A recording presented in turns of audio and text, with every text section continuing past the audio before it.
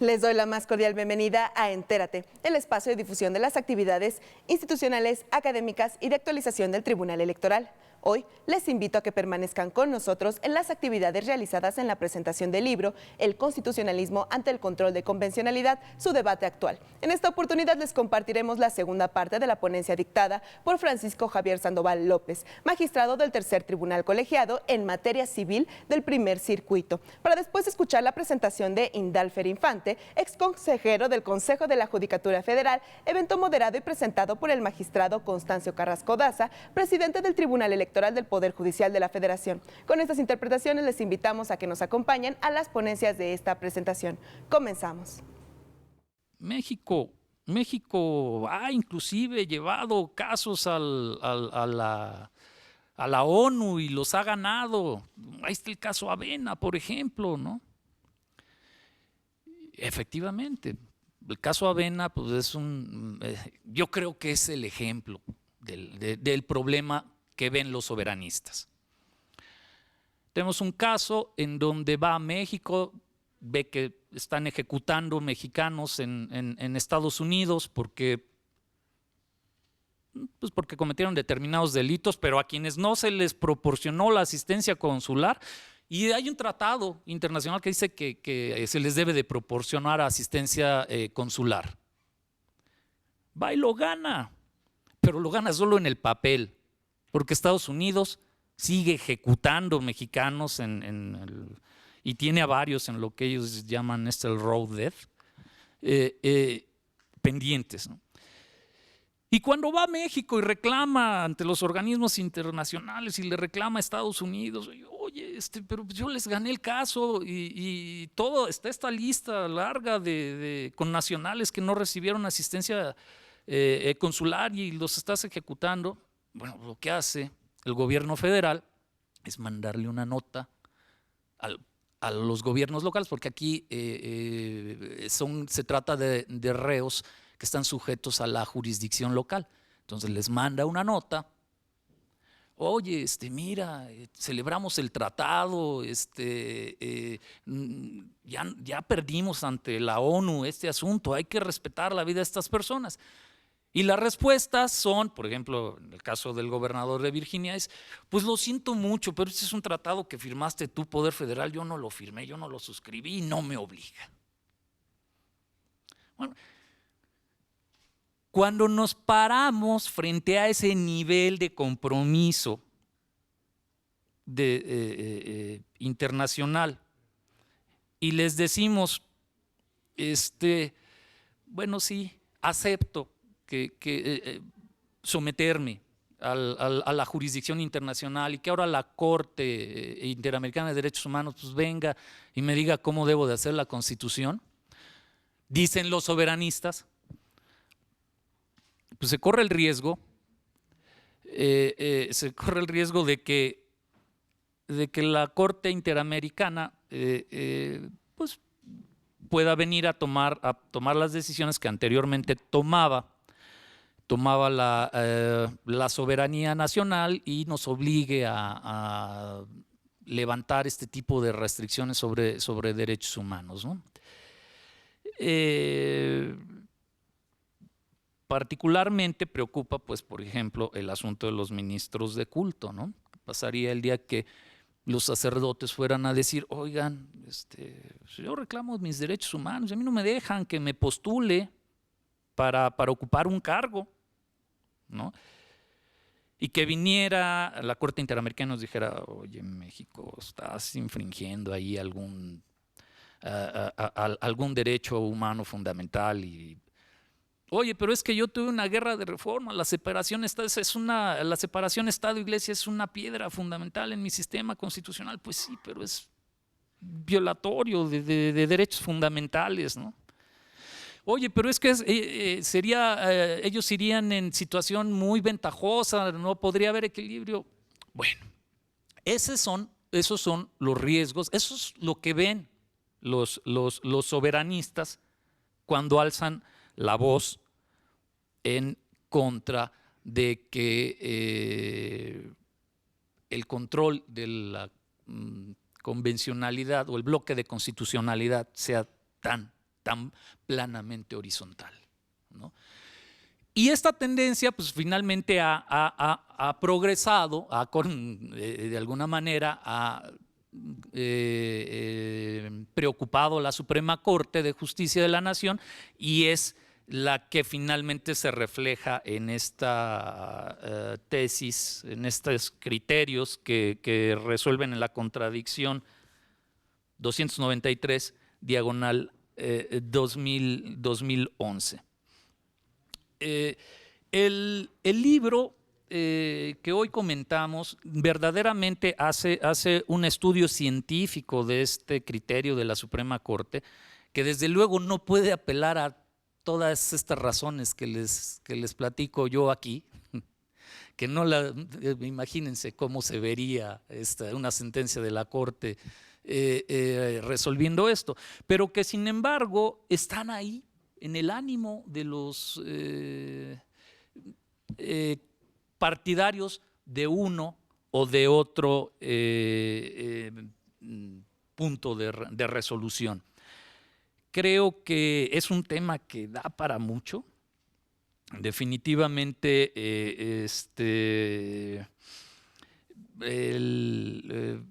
la ponderación, el criterio de la ponderación que nos propone el magistrado Benítez Pimienta, pues es una herramienta muy útil, muy poco explorada o apenas se comienza a explorar aquí en nuestro territorio. Finalmente muy bien condensada por Robert Alexy, pero curiosamente, y siendo el alemán uno de los idiomas más claros y más directos, como sabe nuestra maestra Christine Palliser, sin embargo termina siendo acusada de ser una fórmula inespecífica en la que pues, caben muchas cosas, ¿no? Y a partir de esta fórmula inespecífica, se le acusa, es que tenemos que decidir sobre de esta colisión de derechos en favor de uno o de otro, ¿no?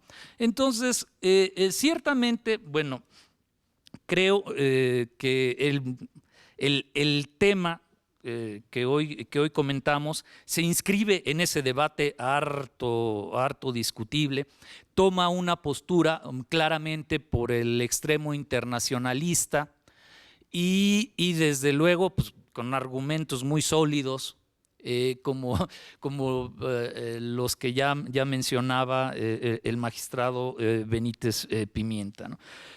Es, desde luego, yo creo que una lectura muy ágil, muy entretenida, muy bien documentada, y la verdad de las cosas, yo creo que viene a dar un apoyo, una importante ayuda a este otro extremo del pues, judicatura, foro y academia, que están en pro de que los organismos internacionales sobre derechos humanos sean los que revisen esto. Nosotros ya lo hemos vivido aquí hace algunos años con el señor Dato Param, recordarán. Bueno, veo gente muy joven todavía por aquí para que lo recuerden, que no. Vino por aquí el señor Dato Param, hizo una revisión de lo que era la judicatura, y bueno, no nos fue muy bien a pesar de todas las razones que se le trataron de dar. No hubo manera de convencerlos. A veces en el ámbito internacional también hay demasiado fundamentalismo. Y los radicales aquí creo que es lo que a veces le termina haciendo mucho daño a la verdadera discusión de los derechos humanos. Este trabajo, afortunadamente, es muy moderado, se inscribe dentro de unos parámetros de razonabilidad muy claros, muy sostenibles, y desde luego que pues yo lo saludo, y para quien tenga la oportunidad de verlo y de analizarlo, verá que es una obra que abona mucho, sin fundamentalismos radicales como los de algunas personas de estas, en favor de esta corriente internacionalista, y que lo que propone es que pues los derechos humanos estén por encima de inclusive la Constitución, lo que implicaría pues eliminar el arraigo, eliminar esta cláusula que invalida o que impide a los sacerdotes proponerse o postularse para puestos de elección popular, con todas las consecuencias que ello tenga. Solo me queda agradecer y felicitar al magistrado.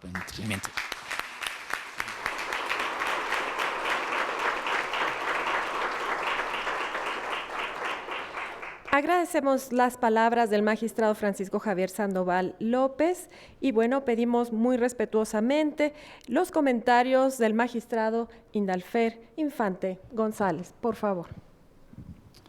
Bien, buenas tardes. Primero quisiera agradecer la invitación para participar en este evento.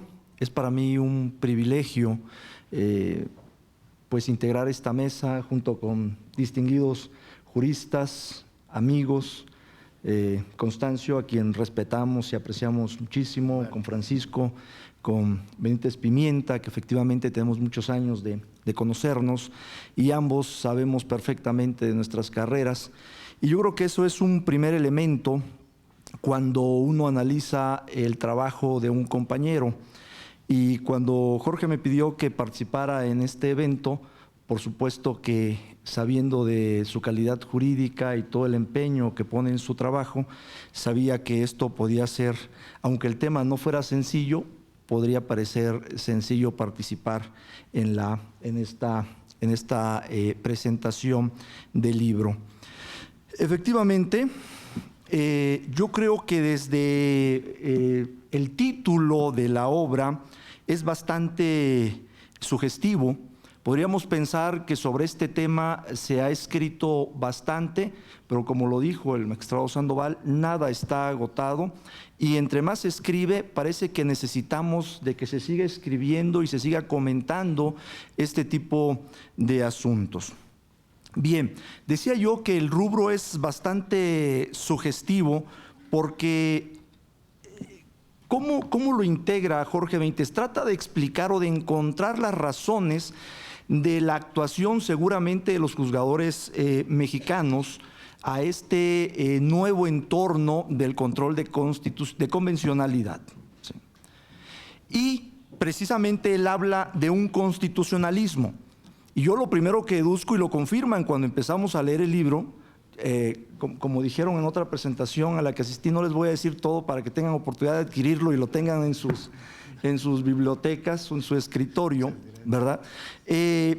Como se dice en el título, y lo puede uno confirmar al estarlo leyendo, cuando habla de constitucionalismo en el rubro, pues se está refiriendo a que definamos ese constitucionalismo como el sistema político que se basa en un texto constitucional. ¿Sí? Es decir, todos los órganos del Estado deben actuar conforme a esa Constitución. Todas las normas de carácter general deben estar de acuerdo con esa Constitución. No pueden contrariarla, no pueden decir absolutamente nada en contra de la Constitución.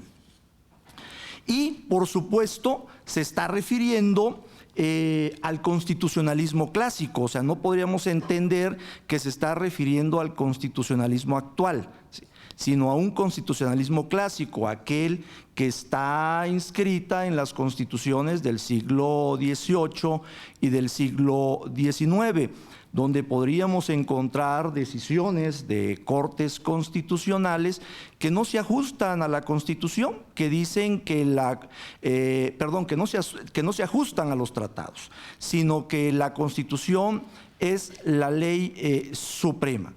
Inclusive criterios como que si existe una ley posterior a un tratado, pues esta ley posterior derogará al tratado. Igualmente, podríamos dividir entonces el constitucionalismo en un constitucionalismo clásico que pudiera estar, y que lo menciona en el libro Jorge, antes de 1945. Y todas aquellas constituciones que se elaboran o que se reforman después de 1945, vamos a encontrar una apertura totalmente diferente a las cuestiones de convencionalidad. ¿Sí? Bien, ¿cómo encontramos estos en las constituciones tanto europeas como de América? Bueno, pues expresamente en la propia Constitución se puede establecer desde la cooperación que deben tener los países, como la jerarquía que pueden tener los tratados internacionales. Y ahí podemos encontrar de muchos tipos. Podemos encontrar aquellas que les dan la misma categoría que las leyes, aquellas que los pueden ubicar por abajo de la Constitución nada más, pero por encima de las leyes generales, de leyes federales y locales, en aquellos países que tengan un sistema federal. Y también podemos encontrar aquellas que pueden poner a los tratados internacionales de derechos humanos por encima de la Constitución. Por eso uno de los principales problemas que advertían quienes escriben sobre estos temas es cómo íbamos en México a aplicar el control difuso de convencionalidad en un sistema donde estábamos acostumbrados a que solo el Poder Judicial de la Federación llevara este tipo de control. Y eso no se presentaba en otros países como Argentina, algunos otros, donde los jueces sí podían ejercer este control de convencionalidad sin ningún problema. Jorge Benítez trata de explicar y de encontrar razones y fundamentos del por qué esto ha sido así, pero además va reflexionando de cuál es la solución a este tipo de casos. Y él encuentra, por ejemplo, en la cooperación. En la cooperación habla del Estado cooperativo, ¿sí? Y encuentra que esto es fundamental para poder trascender en el respeto y en la protección de los derechos fundamentales. Cuando yo leí esa parte del libro decía, bueno, y lo comentó el magistrado Sandoval hace un momento, decía, bueno, ¿a poco para el respeto o la vigencia de los derechos humanos necesitamos cooperación? Y me convenció el argumento realmente del magistrado Benítez de que sí. ¿Por qué? Porque si bien es cierto, o que hay países, por ejemplo, en el tema de la Convención Americana, que no la han suscrito, u otros, aun cuando la han suscrito, no se han sometido a la competencia de la Corte Interamericana, esto no significa que no sea necesaria realmente la cooperación, que no sea necesario que sí se sometan y que sí lo firmen.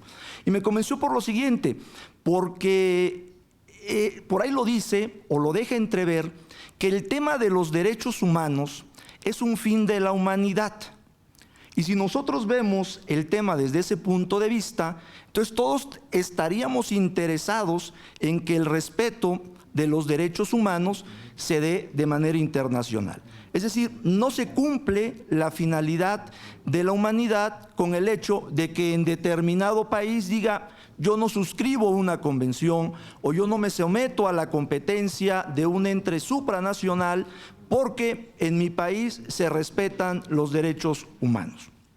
Yo creo que no.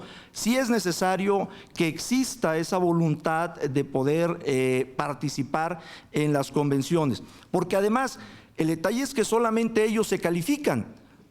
No hay alguien, un tercero, que pueda efectivamente valorar si lo que están haciendo efectivamente constituye o no un respeto a los derechos humanos. Efectivamente, el tema de la cooperación, cuando se habla de cooperación, se refiere mucho al tema económico y se va a la experiencia económica para estos fines, y algunos estados se sienten invadidos en su soberanía porque a veces se toman decisiones a nivel internacional de manera económica, y ustedes lo saben, que impactan en los estados. Por ejemplo, una calificación de deuda impacta en determinado estado, ¿sí?, sin que este estado pueda hacer absolutamente nada. Y a veces son entes privados los que hacen este tipo de cosas. Entonces, a eso le temen a estos poderes fácticos, a estos poderes privados que se puedan generar en el exterior y afectar en cierta medida su soberanía. Por esa razón, pero Jorge Benítez dice que a pesar de esto, que realmente no debería de haber ningún problema en el tema de los derechos humanos y que debería haber cooperación de los estados. Y nosotros vemos, no es el caso de nuestro país, pero sí vemos en ciertas constituciones cómo establecen esta virtud de cooperación, ¿sí?, de cooperación, y lo tienen a nivel constitucional, y establecen que lo decidido a manera de cooperación debe inclusive prevalecer sobre las leyes nacionales. Inclusive, por ejemplo, traigo aquí una transcripción de una que me llamó la atención, por ejemplo, la Constitución del Reino de los Países Bajos. En el artículo 90 dice: el gobierno promoverá el desarrollo del orden jurídico internacional. Esa es una expresión que no vemos en todas las constituciones, ¿sí? Las vemos en aquellas que ya surgen, decía, de estas constituciones modernas, y que empiezan a dar una apertura sobre este punto.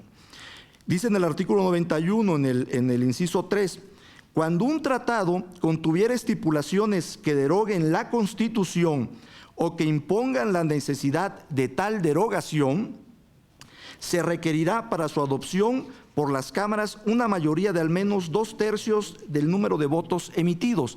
Es decir, es una constitución que está contemplando el supuesto de que un tratado pueda contravenir la Constitución, ¿sí?, y que pueda, en consecuencia, que se determine si efectivamente se firma ese tratado, ¿sí?, es decir, antes de suscribirlo. Porque una vez suscrito, por supuesto, yo creo que en atención a la Convención de Viena sobre el derecho de los tratados, pues bueno, los tratados tienen que respetarse y tendrían que cumplirse en principio.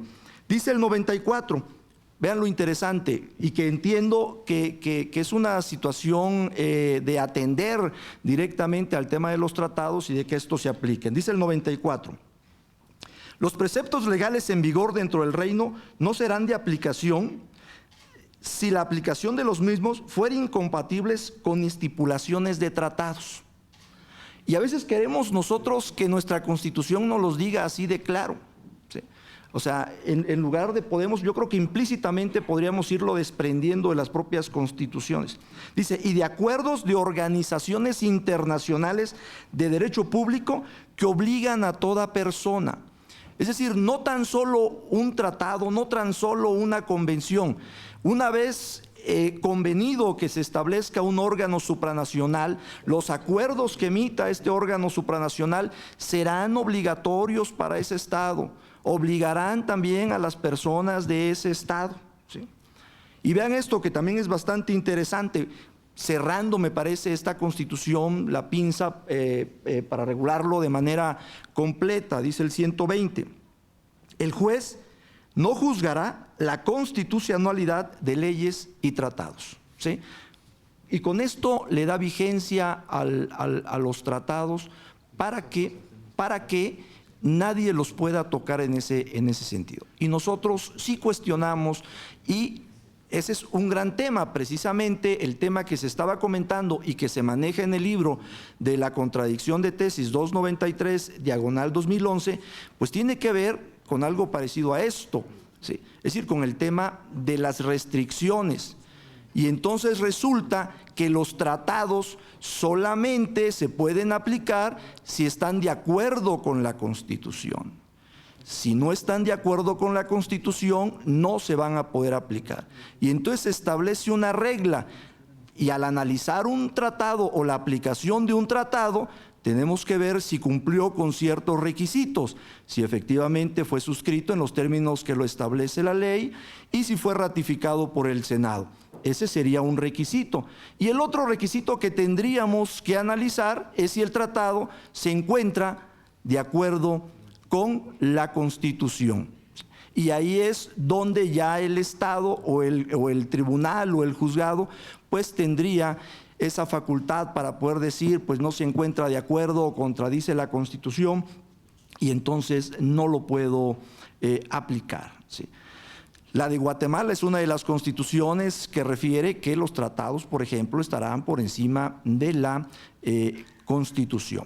Entonces, el magistrado Benítez trata de encontrarle una justificación, una justificación histórica, pero también una solución al tema. Y él camina precisamente hacia lo que dice que hay que atemperar este concepto de soberanía. Y también nos dice que el concepto de soberanía es un concepto que puede tener diferentes significados y que el significado puede depender de la época y del momento histórico en que se da. Y analizando las definiciones de soberanía, le encuentra una explicación por qué se le da esta definición de poder absoluto, de que todo es soberano, porque el que es soberano no hay nada por encima de él, ni él tiene que respetar absolutamente nada. Él está por encima absolutamente de todo, ¿sí? Entonces, atendiendo a la reforma al artículo primero constitucional, considera que si un Estado acuerda o lo establece, esto que se conoce como cláusula de apertura, en la que el Estado puede establecer una disposición en la que determine cuál va a ser su actuación en relación con los tratados, cuál va a ser su aplicación en relación con esto mismo.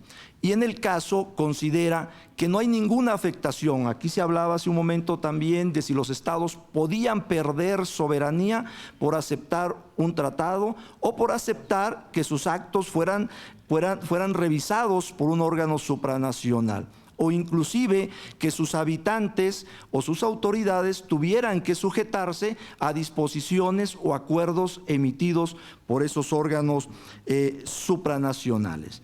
Y se dice que no es así. Yo comparto ese criterio. Yo también soy de la idea de que, y que lo dice aun cuando el autor en el libro quiera decir que para efectos académicos, lo cierto es que yo siento que no se puede desligar de lo que dice en el libro cuando le toque un caso concreto, y ahí sí sería una gran responsabilidad porque tendríamos que ver cuál es su verdadero criterio. Pero a mí me parece que esa es la gran responsabilidad de un juzgador cuando escribe, que tendría para desdecirse que reflexionar muy bien. Esa nueva reflexión tendría que estar muy bien fundamentada.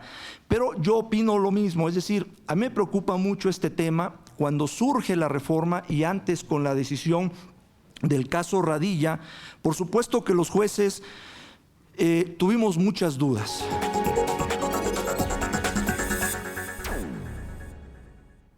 Los esperamos en una próxima emisión de Entérate, solo por Plataforma Electoral, el canal de televisión por internet del Tribunal Electoral del Poder Judicial de la Federación. Soy Roxana Noriega, hasta la próxima.